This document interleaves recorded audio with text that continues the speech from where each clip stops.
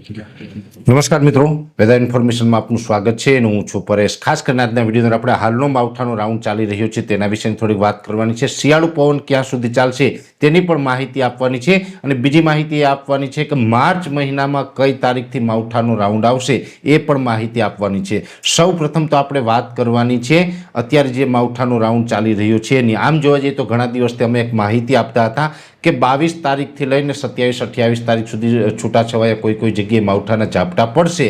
એ મુજબનું આપણે આમ તો 22-23 આ 2 દિવસ થઈ ગયા છે અને 2 દિવસથી અનેક જગ્યાએ માવઠાના ઝાપટા પડ્યા હોય તેવા સમાચાર મળી રહ્યા છે। ખાસ કરીને ગઈ રાત્રે વિસાવદર તાલુકાનું જે હરિપુર ગીર ગામ છે ત્યાંથી પણ માવઠાના ઝાપટા પડ્યા હોય એવા વિડીયો સામે આવ્યા છે।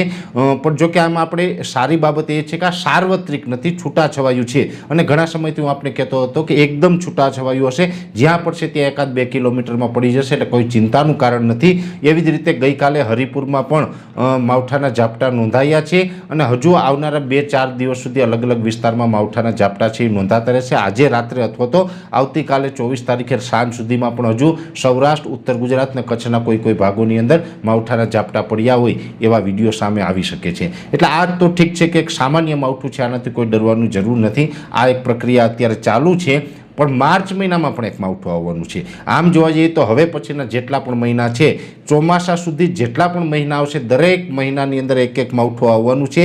એ માર્ચમાં પણ આવશે, એપ્રિલમાં પણ આવશે અને મે મહિનાની અંદર સૌથી વધારે માવઠું પડશે। એટલે ત્રણેય મહિના દરમિયાન આપણે માવઠા પડવાના છે। પછી જૂન મહિનાથી તો ઠીક છે કે ચોમાસાની શરૂઆત થતી હોય છે, પણ ખાસ માર્ચ મહિનામાં કઈ તારીખે માવઠું પડશે એની માહિતી આપું એ પહેલાં હું તમને થોડીક શિયાળુ પવનની વાત કરી દઉં। આમ જોવા જઈએ તો આપણે 15 ફેબ્રુઆરીથી ઉનાળાની શરૂઆત થઈ જતી હોય, શિયાળો પૂર્ણ થઈ જતો હોય છે।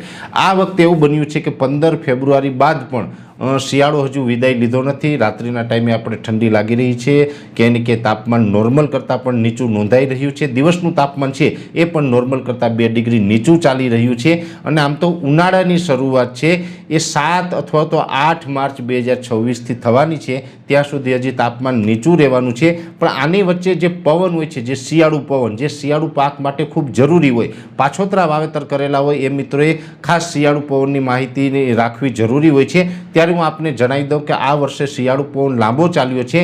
હજુ પણ 5 માર્ચ 2026 સુધી શિયાળુ પવન ચાલે તેવી સંભાવનાઓ દેખાઈ રહી છે। 5 માર્ચ 2026 સુધી શિયાળુ પવન ચાલશે, એ પછીથી ઉનાળુ પવન ચાલુ થઈ જશે। એટલે કે અત્યારે જે આપણે ઉત્તર અથવા તો ઉત્તર પશ્ચિમ અને ઉત્તર પૂર્વના જે પવનો આવી રહ્યા છે એ 5 તારીખ સુધી ચાલશે।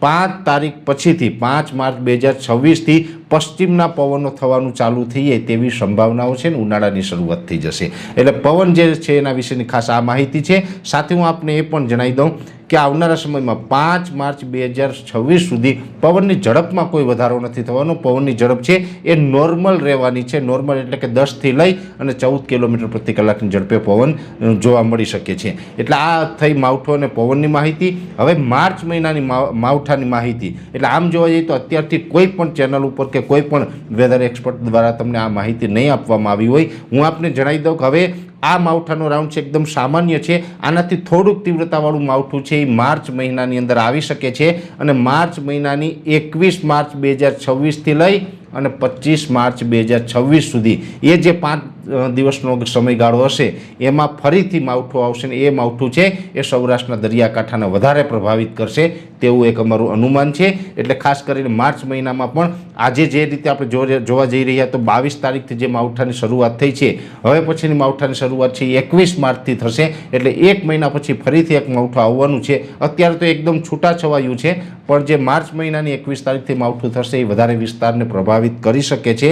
એટલે 21 માર્ચથી માવઠું આવશે ત્યાં સુધી હવે બીજા કોઈ નવા માવઠાની સંભાવનાઓ નથી। એટલે કોઈ મિત્રોએ ચિંતા કરવાની જરૂર નથી। અત્યારે 2-4 દિવસ જ્યાં પણ છૂટાછવાયા પડવાના હશે ત્યાં ઝાપટા પડી જશે, પછી 21 માર્ચ સુધી કોઈ ખતરો દેખાતો નથી, જેની દરેક મિત્રોએ નોંધ લેવાની છે। એટલે હવામાનની જે આ એક વિપરીત પરિસ્થિતિ આપણે જોઈ રહ્યા છીએ તેના વિશેની આ અગત્યની માહિતી હતી, મેં આપવાનો પ્રયત્ન કર્યો છે।